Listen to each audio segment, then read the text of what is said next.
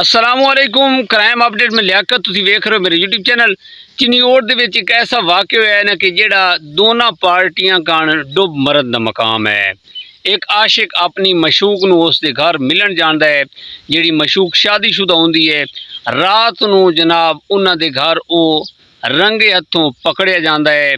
उस जेड़ी मशूक आई उसदे खावन दे हथों उन्होंने बाद दे विच इस दे नाल की कार्रवाई की है कि इस आशिक ने इन्हां दे खिलाफ FIR कटवा दी है। ओवरऑल मुकम्मल तफसील नाल डिस्कस करांगे। साडे चैनल सब्सक्राइब करो, बेल आइकन बटन प्रेस करो, कमेंट दे विच इज़हार ख्याल लाजमी करना जी। दोस्तों ए शर्मनाक वाक़या जिहड़ा है चिन्योट थाना रजोआ और पिंड दा नाम है मकवाणा। ये उत्थे वाक़या रूनुमा होया है कि उन्हां दी गलबात हो गई सी आशिक मशूक दी कि रात नूं मैं आवांगा, और रात को वो दीवार फलांग के उस घर गए अपनी मशूक नूं मिलन। जो मशूक दे कोल गया जनाब ते अगों इस मशूक दा जिहड़ा मियाँ सी वो भी जाग गया है और उन्हें रंगे हथों अपने बीवी दे नाल इस नूं पकड़ लिता। इस जिहड़ी मशूक दे मियाँ ने जनाब अपने एक साथी नूं बुलाया है। ये कपड़े ऑलरेडी जनाब साइड ते आए सन।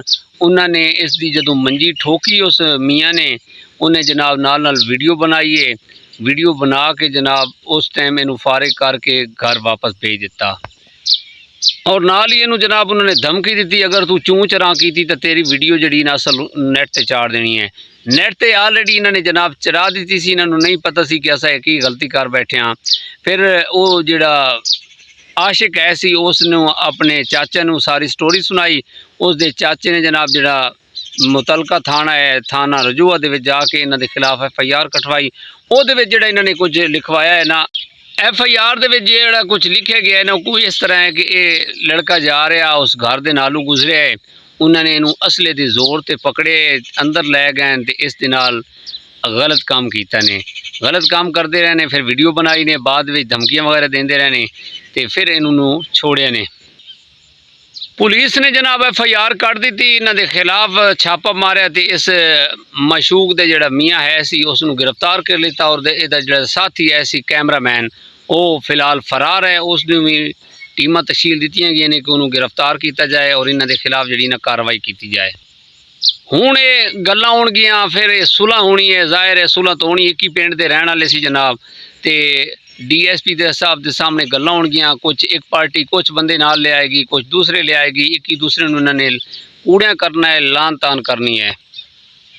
अक्सर इस तरह के जिहड़े वाक़े होंदे ने ना, कोई भी वाक़े होंदे ने तो वो एंड ते आके जनाब जदों फाइनल होंदे ने तो गल आंदी है सौनिया ते अपनी सफाई तुसी पेश इस तरीके दे नाल करनी है। कोई मस्जिदां दा रुख करवांदा है, कुछ कहंदा तुसी वुज़ू करो, कुछ कहंदे ने तुसी अल्लाह दा कलाम जिहड़ा ना हाथ च पकड़ के सफाई दिओ।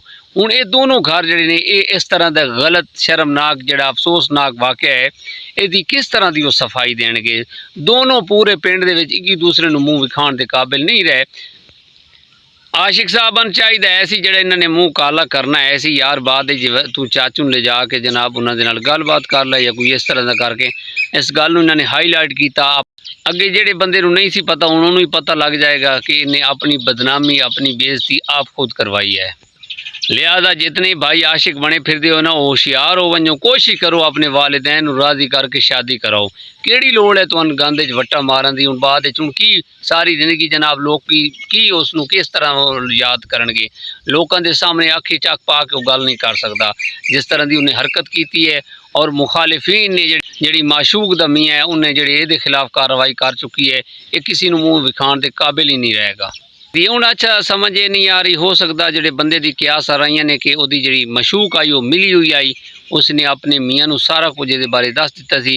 उहदे मियाँ ने साथी ही उस टाइम पहले ही बुलाए हुए सी। ये तो हुण जदों गल्लां होणगियां सामने होएगा पता लगेगा कि आशिक मशूक नूं किस तरीके दे नाल इन्हां दी जिहड़ी पर्दाफाश होया।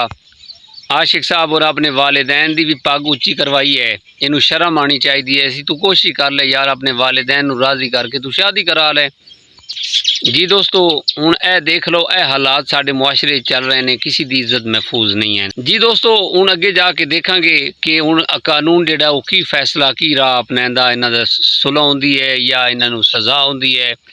आखिर जी मुखालिफ पार्टी है या माशूक पार्टी है, इन्होंने ने कोई ना कोई हरबा लाना है, इन्होंने कोई दलाइल देने ने। गलती तो इन्होंने की है कि तुसी 15 ते कॉल करके इन्हू पुलिस दे पकड़ा दो, इस ते FIR कटवा दो, इस तरह की तुसी कर। लेकिन इन्होंने एक गलत हरकत की है जी। दोस्तों असी हुण किहड़े मने जा रहे हैं, बच्चे महफूज नहीं हैं, बच्चियां महफूज नहीं हैं। हुण यह जिहड़े नवां चानी ने चाढ़िया जनाब, ये थाना रजूआ की हदूद दे विच जिहड़ा वाक़या है, उम्मीद है इन्हों पुलिस कार्रवाई करेगी, इन्हों सज़ा मिलेगी ताकि ये इन्हों सबक इबरत हासिल होए। इसे पैगाम दे नाल सानू इजाज़त दो। अपना ढेर सारा ख्याल रखना, कमेंट दे विच इज़हार ख्याल लाजमी करना। मुलाकात होएगी अगले व्लॉग दे अंदर। खुदा हाफिज़।